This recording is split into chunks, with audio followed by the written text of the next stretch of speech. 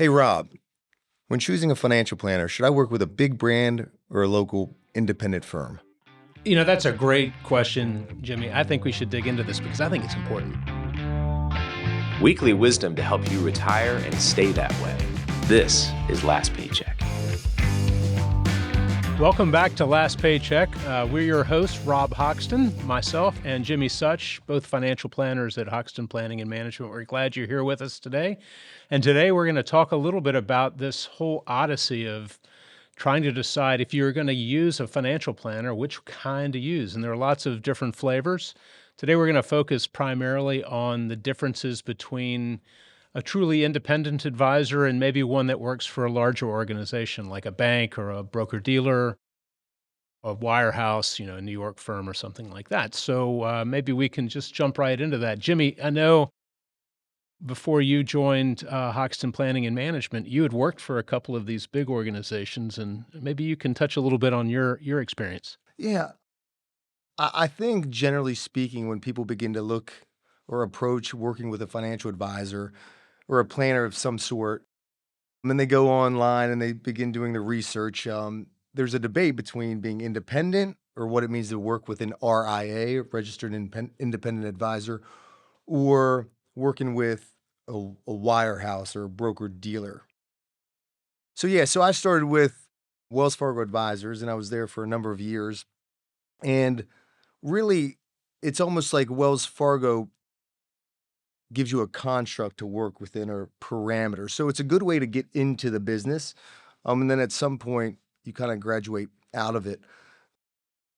When these decisions, I think a big difference between working with somebody independent, I think one of the reasons why some of our clients enjoy it is because the advisors with an RIA, registered investment advisor, they're working with folks that are making decisions for the business and not necessarily somebody that's kind of trying to make decisions for shareholders, almost Yeah. like a corporate world. Yeah, I think that's a great point. And Jimmy, you know my history. Yes. I started our business almost 34 years ago as an independent firm.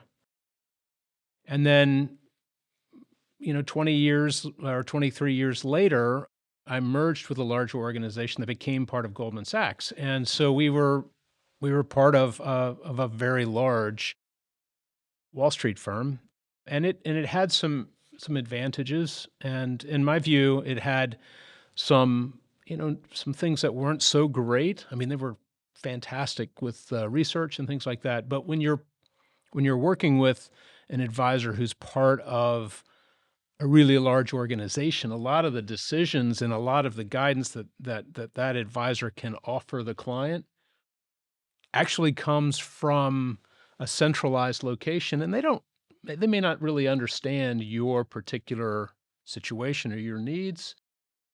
And that advisor, if they're not independent, may kind of have to live within the construct of that big centralized organization, right? Right. I think there's a huge benefit because, when you're working with especially a local, truly independent firm, all the decisions at that local firm are based on those firms' clients. When you work with maybe a bigger brand firm with some recognition, a lot of those decisions are made from folks in New York and don't necessarily understand the needs of people in Shepherdstown, West Virginia, right? Hmm. So there's a tension there because the decisions made for the Morgan Stanleys of the world or the Wells Fargos of the world are driven primarily based on the bottom line, right? And so when you work with an independent firm, a lot of it is dictated by what's best for the clients. Yeah. And there's another there. I think that's a great point, and I think it's important to say that there are some really amazing advisors that work in these firms, and just the nature of the size of those Sure. organizations and the compliance and legal construct, they kind of almost have to put really substantial restrictions on what their advisors can do for the client because they have to plan for that one potential advisor who may not be so great. Right. And I think it is a beautiful world to start in, especially with younger advisors. Mhm. Like there's these parameters that you work within. It's very safe. It's very compliant, of course. And so it's definitely a good avenue to start.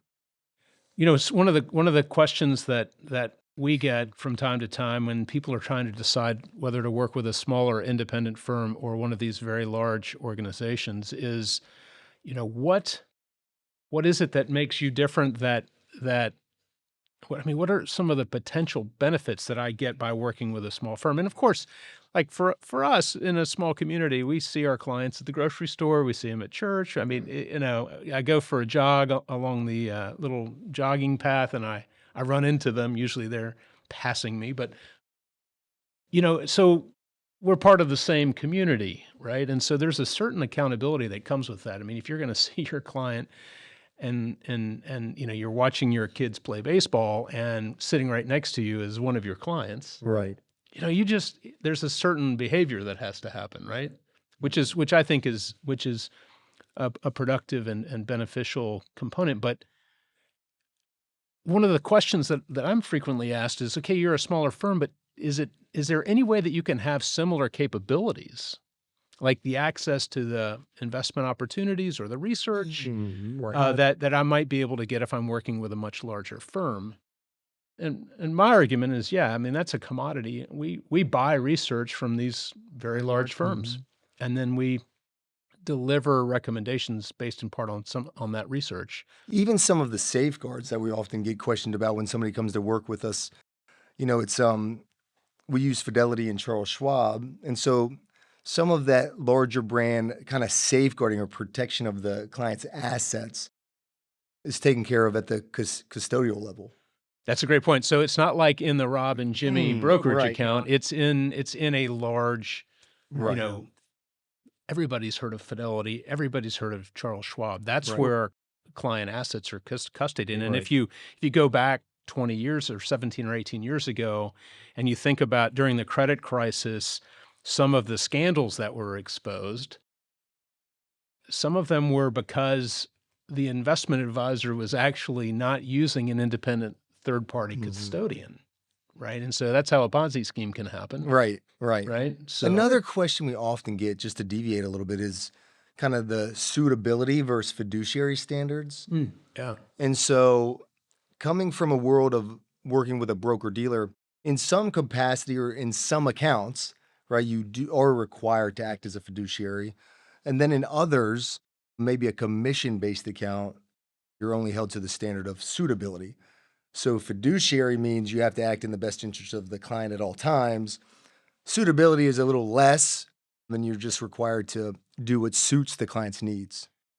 Right. So it's a much lower standard Right. for the client, for the client. And yeah, but I've been in the business for 34 years, and I find that terrifically confusing. So if I were talking to an investment advisor who's a fiduciary sometimes and not a fiduciary other times, I mean, how do you know whether you're receiving advice that's absolutely in your best interest, your interest first, beyond and above that of the advisor or the firm that the advisor works for? Right. Yeah, it's hard. I mean, it's really hard to know. And typically independent registered investment advisors are operating as fiduciaries in everything that they do. Right. If they're a CFP, a certified financial planner practitioner, well, then they've signed off a piece of paper that says, I'm always going to act as and be held to a fiduciary standard for the client. So I think that's a really important distinction. Yeah, and I think when you're working with somebody in this business, it's all kind of built around trust. And I think one of the reasons why a lot of our clients prefer to work with somebody independent is because they just believe that there's a level of some of, if not all of, the conflicts of interest have been kind of pushed aside. Yeah. So everything's a bit more transparent, right? Even when it comes to our custodians, we can choose the best custodian we believe for our clients. We're not required to have the assets held at a certain broker dealer, for instance. Right. Yeah. And there's at some level, there's always going to be some conflict of interest, even if we're acting as a fiduciary and a prospective client comes in, well, and we want to work with them.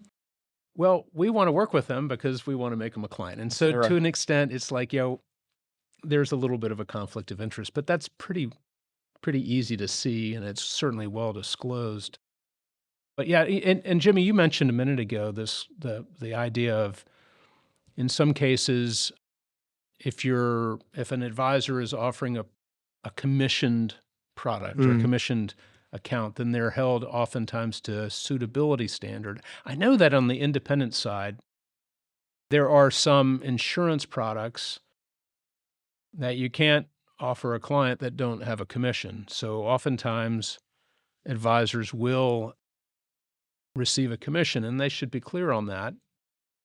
Does that mean that they aren't acting as a fiduciary? I would argue that they can act certainly as a fiduciary and yet receive commissions. It's just a different form of compensation. As long as it's well disclosed, it Yep. shouldn't be an issue. That's right. What do you think? No, that's absolutely right. And again, it's just because somebody is held in defense of the broker-dealer advisors too, just because they might be held to a lower standard doesn't mean that they're not acting as a fiduciary, Right. right? It's just a requirement. And there's plenty of CFPs in the broker-dealer world that are required to act as a fiduciary. So that's all good-natured. I just think when it comes to removing conflict of interest, people generally like to work with the decision maker with with the clients. Yeah. Right. Even when it comes to investment management, if you work for one of the bigger brands, I'll call it, there is a construct and there's an investment institute, and they give you a platform to choose from, right? Which is good for most people, right? It's good. It's fine oversight. And there's a lot of effort in that, but sometimes it requires a little bit more of a customized approach. Yeah. And let's talk a little bit, Jimmy, let's talk a little bit about sort of the evolution of independent firms. So over the last 10 years or so, maybe a little longer, with the entrance of private equity money into basically every kind of business that there is, it has, financial planning and investment advisors haven't been immune to that. So you have all of this money that's in our space, and what you have is lots of smaller independent firms are being rolled up and are combining and becoming really, really large, $300 billion firms, Right. That are still independent, but they, in every other way, they look exactly now like these big, brokerage firms and bank advisors. Yeah, it's we refer to it as the new age broker dealer, Yeah. right? So they accumulate businesses, right? And the reason they do that is because it's really hard to have all this investment oversight and research and make all these decisions, and compliance in our world is Yeah. overwhelming. So there is this consolidation, and then the same type of culture kind of begins to breed itself. Yeah. So it's a little bit of the world that we live in, but there are good things to that, right? Some people do find working with a brand that's recognized across the country, people do find comfort in that, Right. right? They do find comfort in that. There's an enormous investment arm in this one particular firm that's driving their investment decisions. So it's an interesting model, and it's the new broker dealer model is just an aggregate of independence. Yeah. And I think that, and as I think about it, as a 60-year-old financial planner myself, but as a 60-year-old financial planner who has two younger partners that I work with who will take the torch at some point if I retire, at some point when I retire, I suppose. I don't have any plans to do so. I think a big thing that's happening is if you look at the demographic of independent financial advisors, maybe financial advisors in total, they're all about 60 years old. Most of them are guys. Most of them look a lot like me, a little on the chubby Handsome. side, handsome, a few gray hairs. And so I think that's probably one of the reasons why there's a lot of consolidation happening. But those firms are still independent firms, but they're they're not independent in the sense that we're talking about it, where important decisions are made at a local level with the specific client in mind when those decisions are made. That's right. That's right. You're just seeing it often. Yeah, You're seeing it very that's often. right. That's right. So, it's there's so much that we could talk about. We hardly even scratched the surface. But as you as a viewer are considering options, if you're looking to work with an advisor, certainly whether that advisor is independent or part of a much larger firm, that should be one of the things that you consider. And hopefully this information's been helpful for you. If you find this interesting, we would love it if you would, subscribe to this podcast, tell your friends and family about it, hit, reminders so that you are notified whenever a new episode drops, and be sure to tune in next week. We'll be with you then. You've been watching Last Paycheck, weekly wisdom to help you retire and stay that way. If you like this show, be sure to hit like and subscribe. Last Paycheck is available anywhere you get your podcasts.